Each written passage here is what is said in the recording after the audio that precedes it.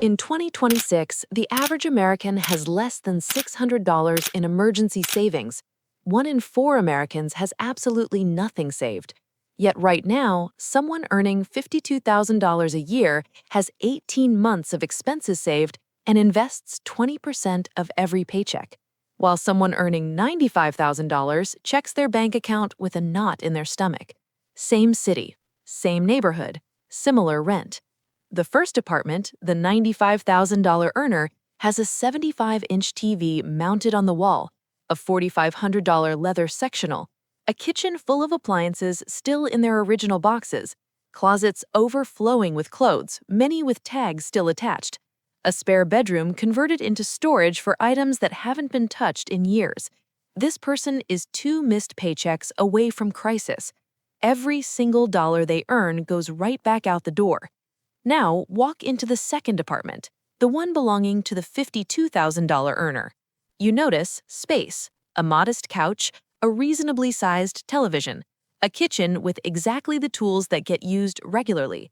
The spare bedroom is actually a bedroom. This person checks their bank account with calm confidence. 18 months of expenses saved, 20% invested every single paycheck. Same neighborhood. The person earning almost half as much has nearly 10 times the financial security. This isn't a story about income.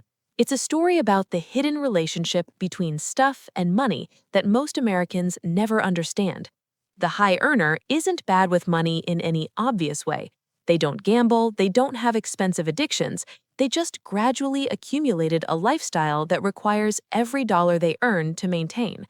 Today, I'm going to change that for you. I know that feeling. You check your account the day before payday and your stomach drops. That feeling isn't about the number. It's about knowing you have no margin, no safety net, no choice. But here's what nobody tells you. The problem isn't your income. It's what you own. Let me start with a concept that will permanently change how you think about every purchase you make. Everything you own costs money twice. The first cost is obvious. It's the purchase price, the number on the receipt. But there's a second cost that most people completely ignore, and it's often larger than the first. The second cost includes storage, maintenance, mental energy, and opportunity cost. That treadmill you bought requires space. Space costs money, roughly $30 to $50 per square foot annually in most cities. A treadmill takes up 20 square feet. That's $600 to $1,000 per year in rent just to store equipment that probably hangs clothes most days. The second cost also includes maintenance. That boat in your driveway needs winterization, cleaning, registration, and insurance.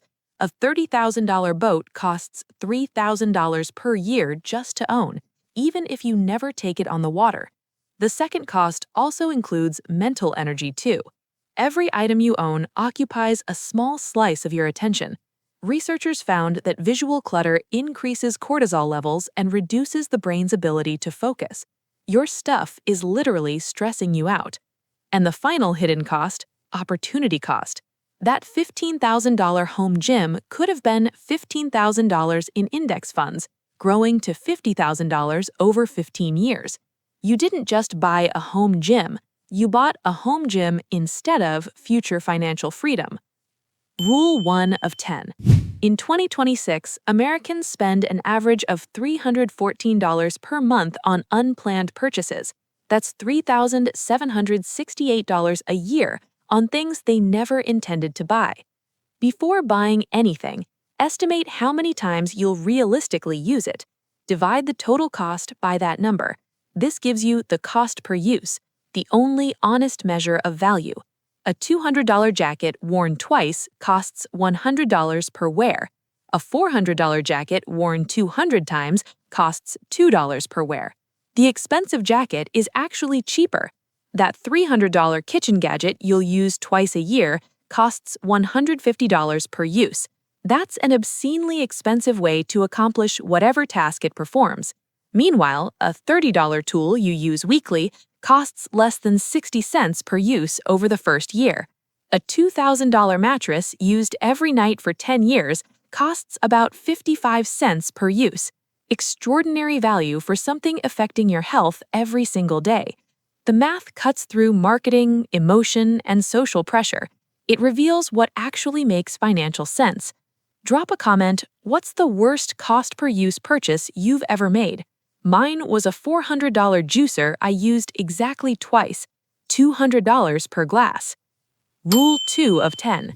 The average American home contains 300,000 items, from paper clips to cars. Most haven't been touched in over a year. Walk through your home and ask yourself one simple question about each item you own. If this item disappeared today, would I spend money to replace it? Be honest, would you actually go buy another fondue set? Would you replace that bread maker collecting dust in the cabinet? For most items, the honest answer is no. They exist through inertia, not intention. These items have negative value. They cost you space, mental energy, and maintenance without providing any benefit. Ruthlessly eliminate items that fail the replacement test. Sell what has value, donate what someone else could use, discard the rest. The process feels uncomfortable at first, and then liberating once complete. Rooms feel larger, decisions feel simpler. You know where everything is because everything remaining has a purpose. The psychological weight of owning things you don't want is substantial. Removing that weight creates mental space that's immediately noticeable. Rule 3 of 10. In 2026, the average American replaces their smartphone every 2.5 years, while the previous phone still functions perfectly. There's a pattern I see constantly among people who earn good incomes but have nothing to show for it. They upgrade perfectly functional items simply because they're bored with them, or because newer versions exist. Their TV works perfectly, but the new model has slightly better contrast. Their phone is flawless, but the new release has a marginally improved camera. These upgrades feel like improvements. They're actually wealth destruction disguised as progress. Minimalists follow one strict policy: never replace something that functions properly. Over 30 years, unnecessary phone upgrades alone cost $30,000 to $50,000. Applied across all categories, the lifetime waste easily exceeds $200,000. Boredom is not failure. Desire for novelty is not failure. The existence of newer alternatives is not failure. Actual mechanical breakdown is failure. Everything else is marketing convincing you to solve problems you don't have. Define functional clearly. An item remains functional until it genuinely fails to serve its purpose. Your neighbor's new car is not your problem. Their choices are financing their dealer, not your freedom. Rule 4. In 2026, the average American has 3.9 credit cards and carries $6,380 in credit debt. The minimum payments alone eat $150 per month. Human behavior follows the path of least resistance. If spending is easy and saving is difficult, you'll spend. Minimalists engineer their environment to make the right choice the easy choice. Spending friction. Remove stored credit card numbers from online retailers. Require a 24-hour wait before any non-essential purchase. Delete shopping apps from your phone. Unsubscribe from promotional emails. Avoid stores unless you have a specific intended purchase. Saving ease. Automatic transfers to investment accounts on payday. Treat savings like a fixed expense, not an afterthought. Willpower depletes throughout the day. Environment is constant. Don't trust yourself. Design your system. The 24-hour waiting rule alone eliminates roughly 70% of impulse purchases. Most desires for objects fade within a day if not acted upon immediately. I know how hard this is. You're tired, you've had a rough day, and your phone is right there with one-click checkout. I've been there. The system is designed to take your money, so we design a better system. Someone who deleted the shopping apps simply cannot impulse purchase in that moment. The barrier is physical, not just mental. Rule 5 of 10. The average American owns 47 pieces of clothing, but regularly wears only 20% of them. Counting your possessions sounds obsessive until you actually do it. Counting forces awareness. Awareness prevents accumulation. How many shirts do you own? Most people guess low and discover they have 3 to 4 times what they estimated. Once you know you own 47 shirts, buying another feels different. You're not adding a shirt, you're bringing your collection to 48.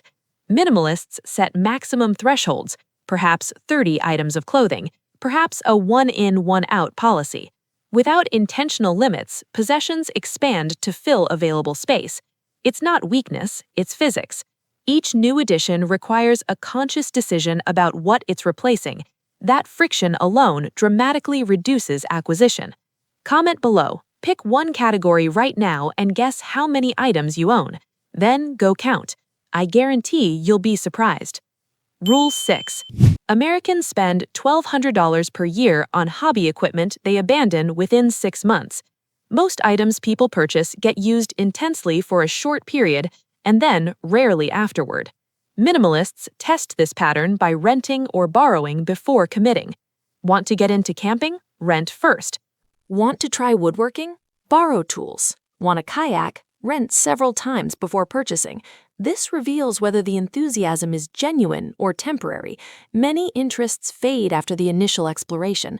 Closets and garages across America contain dusty remnants of abandoned hobbies, ski equipment, photography gear, music instruments. Minimalists avoid becoming museums of past enthusiasm. When you eventually purchase, you buy precisely what's necessary rather than guessing. Renting lets you learn before committing.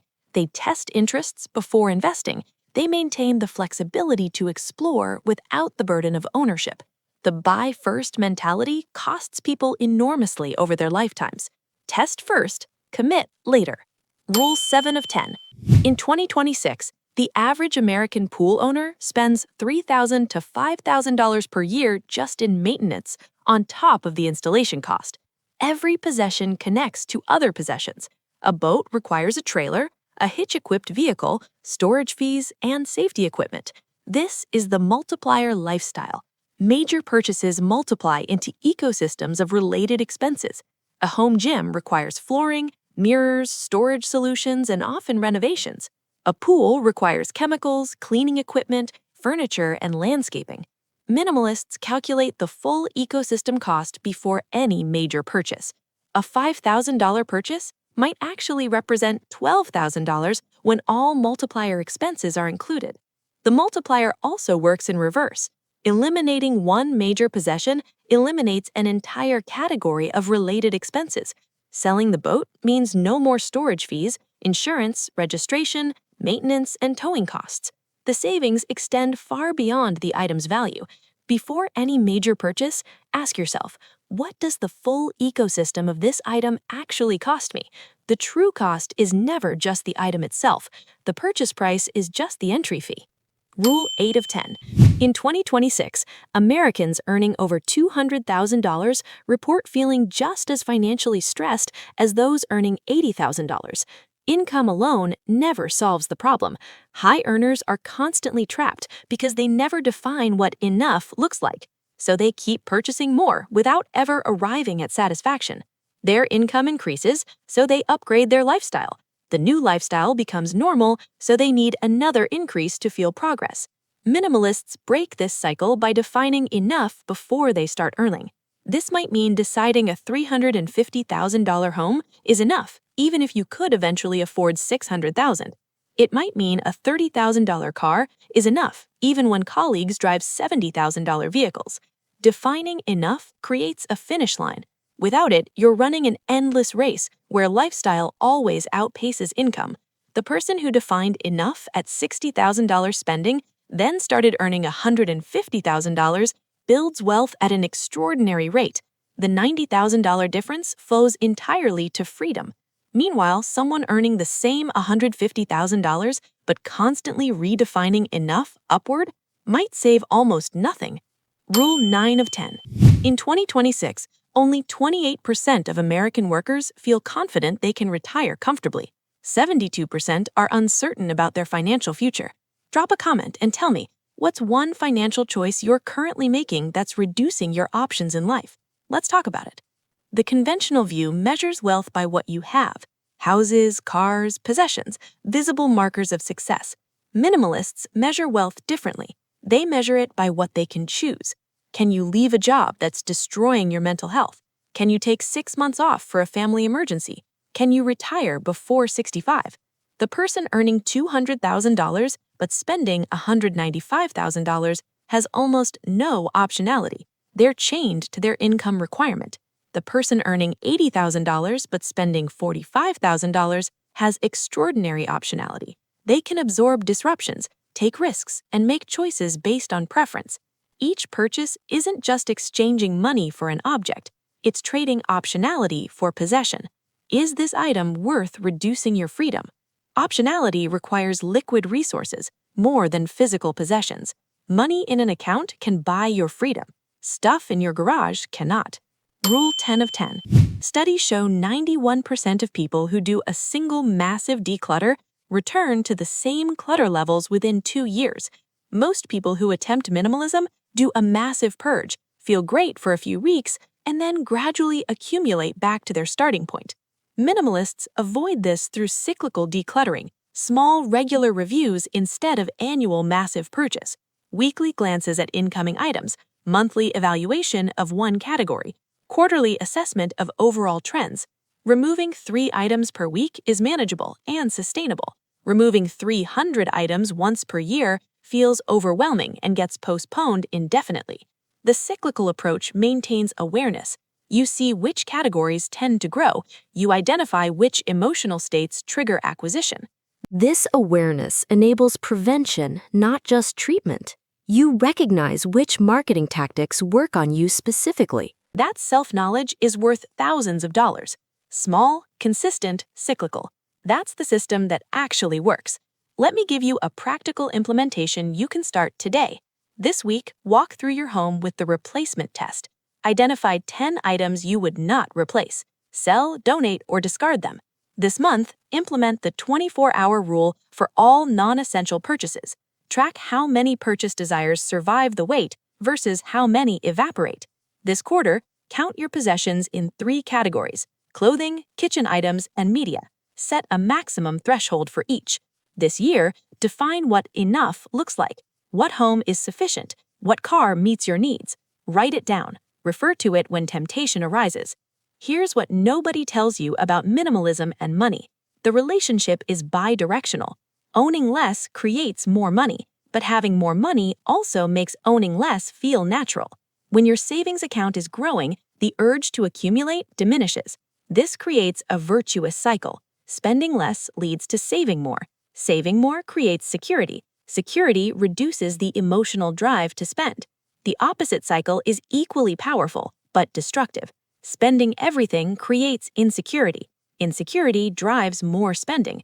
The cycle continues until some external shock forces a breaking point. The choice between these 2 cycles determines your financial trajectory more than income ever could. High earners trapped in the destructive cycle build nothing. Modest earners riding the virtuous cycle build everything. That apartment I described at the beginning, the one belonging to someone earning $52,000 with 18 months of savings, belongs to someone applying these rules consistently. They didn't get there through exceptional income. They got there through exceptional clarity about what actually matters. Both lifestyles are available to you regardless of what you currently earn. The choice is simply whether you want to own your possessions or whether you're comfortable with your possessions owning you. The math strongly favors the first option. So does the peace of mind. Right now, before you close this video, take out your phone, open your bank app, find one subscription you forgot you had, cancel it before this video ends. That's your first $10, $20, maybe $50 back in your pocket. Start there. If this video gave you one new way to think about money, share it with someone who needs to hear it. Drop a comment and tell me, which of these 10 rules hit you the hardest? Which one are you starting with? I read every single comment. I'm Lois, and I'll see you in the next one.